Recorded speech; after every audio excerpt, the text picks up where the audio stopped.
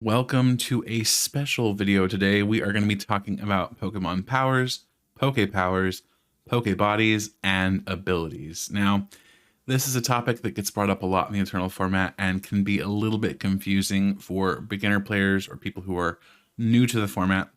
So this video is just going to break down all four of these and help you understand where they came from, how they work, how cards interact with each of these.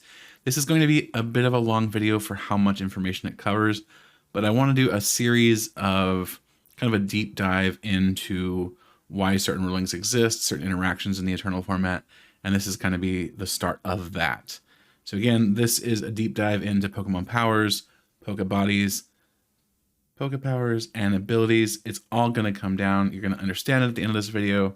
And even though it's going to be a little on the long side for how much information is in here, it's thorough. That's the point here. So up first off, most people at this point are familiar with abilities, right? The vast majority of players who've played the TCG at this point have played with abilities. They're familiar with them. They know how they work. So trade, for example, on the Zoroark GX is not that weird to people. They know how it functions, right?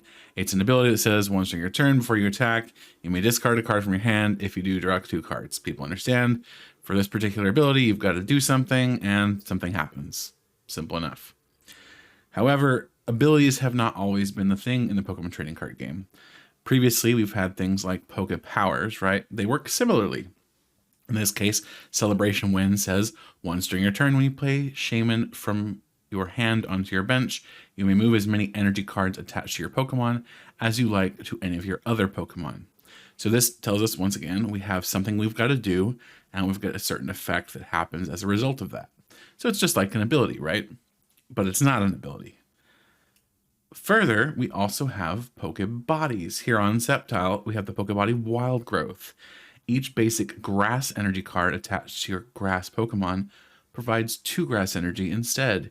You can't use more than 1 wild growth Poké-BODIE each turn. So here, it's not so much that we're activating wild growth, it's just telling us when how it works, right?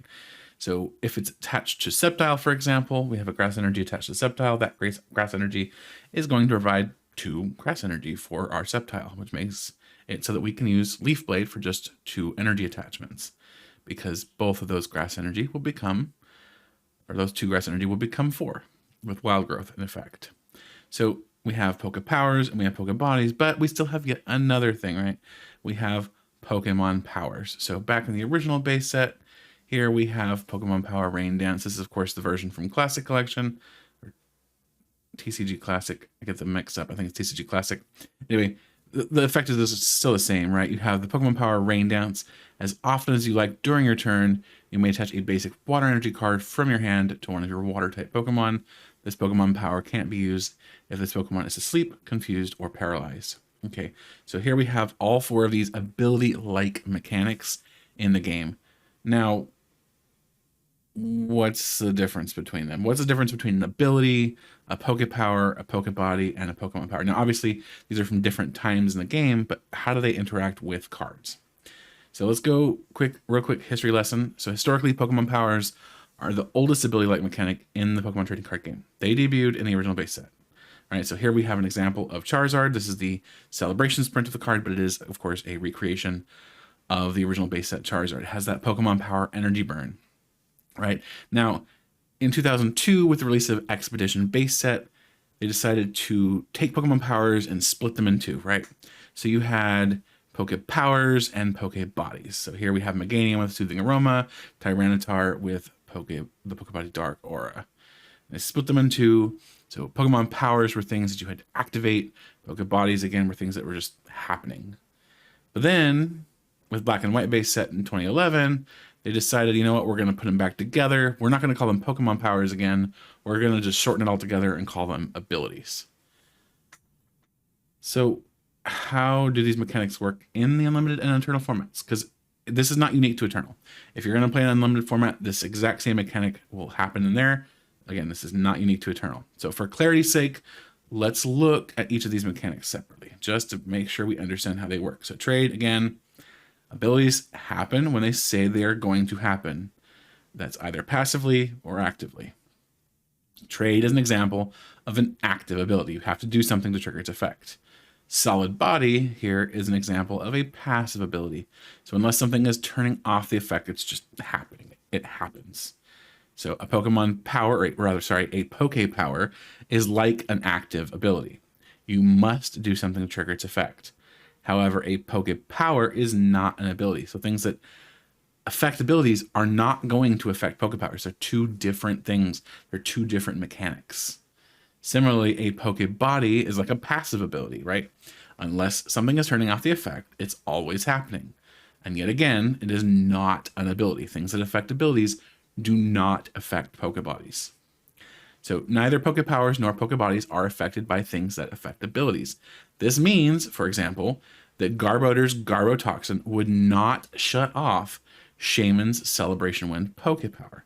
Now this is extremely big because in the Eternal format, you have cards from all the different eras, and things that shut off one thing won't necessarily shut off another. So Garbotoxin is extraordinarily powerful against abilities, but if you're not using an ability, it doesn't matter as much.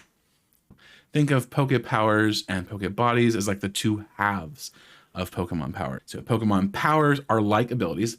Again, they happen when they say they do. They're either passive or active, right? But they have two halves, right? Remember, they split them in expedition-based sets. So you have Pokemon Powers and you have Pokemon Bodies, and then you have abilities. So Garbotoxin doesn't affect anything but abilities. What does affect Pokemon Powers, Poké-Powers, and Poké-Bodies? Now, that's a really important question. There are obviously cards that do this, but it's good to be aware of them. So here are a few of them. Here we have Goop Gas Attack, Cessation Crystal, and Space Center. These are all really important cards in the Eternal format right now. Goop Gas Attack was just let off the ban list, so it's really relevant at the moment as people are experimenting with it and trying to decide if they can break the card or not. Right, so you have all these different effects that shut things off. So the effect of Goop Gas Attack says all Pokemon powers stop working until the end of your opponent's next turn. Cessation Crystal says that you can attach it to any Pokemon that's not a Pokemon EX, and as long as it's attached to an active Pokemon, your opponent's Pokemon, each player's Pokemon cannot use any Poké-Powers or Poké-Bodies. Now, Space Center, on the other hand, says that Poké-Bodies, for all basic Pokemon in play, excluding Pokemon EX and Pokemon that have an owner in their name, stop working. So, three different things that it's hitting, right? Goop Gas Attack is targeting Pokemon Powers. Cessation Crystal is targeting Poké-Powers and Poké-Bodies. And Space Center is targeting specifically Poké-Bodies for basic Pokemon and not EXs or owner's Pokemon. All right, so keep all of that in mind, because the next thing we're going to do is look at this interaction here. So how does Space Center interact with Pokemon Powers, right? It says it shuts off Poké-Bodies. We know that Poké-Bodies are a type of Pokemon Power. So how does this interaction work? For example, does Space Center shut off Snorlax's Guard Pokemon Power? Let's look at a couple rulings because these are really important rulings for understanding all of these interactions. So this is a 2003 ruling from the rules team. The question was, something that affects Pokemon Powers in general affects both Poké-Powers and Poké-Bodies, right? So does something that affects Poké-Bodies and Poké-Powers affect older Pokemon Powers also? Now, the answer that was given here is that Pokemon Powers are the general term for Poké-Bodies and Poké-Powers. Older cards that reference Pokemon Powers include both bodies and powers. So this is like Goop Gas Attack, right? It's referencing Pokemon Powers. Newer cards that affect both powers and bodies affect older Pokemon Powers, as if Pokemon Powers reads Poké-Powers and Poké-Bodies. Now, another ruling here to also help us understand stuff is this one here. It says, for E-cards that target only Poké-Powers, do they also target Pokemon Powers? What about E-cards that only target Poké-Bodies? Do they also target the older Pokemon Powers? And the answer here is no, they don't. So as previously stated, anything that affects Pokemon Powers like Sputter affects both Poké-Powers and Poké-Bodies, but it doesn't work in reverse. So then we go back to our question. How does Space Center interact with Pokemon Powers? For example, does Space Center shut off Snorlax's guard Pokemon power.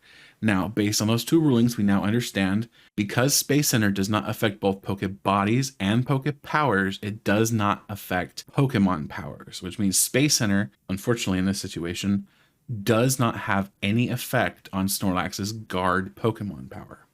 Now, let's change things up a bit. How does Cessation Crystal interact with Pokemon powers? For example, does it shut off Snorlax's guard Pokemon power? Now, Cessation Crystal, remember, let's imagine this is attached to the active Pokemon, and Snorlax is our opponent's active Pokemon. It says as long as Cessation Crystal is attached to an active Pokemon, each player's Pokemon can't use Poké-Powers or Poké-Bodies. In this case, it is affecting both Poké-Powers and Poké-Bodies, which means that it is going to affect Pokemon powers, and Cessation Crystal will shut off Snorlax's guard Pokemon power. Now, let's mix it up again. How does Goop Gas Attack interact with Poké-Bodies and Poké-Powers? Goop Gas Attack, we know, affects Pokemon powers, but here we have Claydol that has a Cosmic Power Poké-Power. Once again, if we go back to those two rulings, Goop Gas Attack affects Pokemon powers, and we know that a Poké-Power is a type of Pokemon power, or it's a subgroup of it, right? It's a subdivision of it. It's half of it, if you will, which means that Goop Gas Attack will shut off Cosmic Power.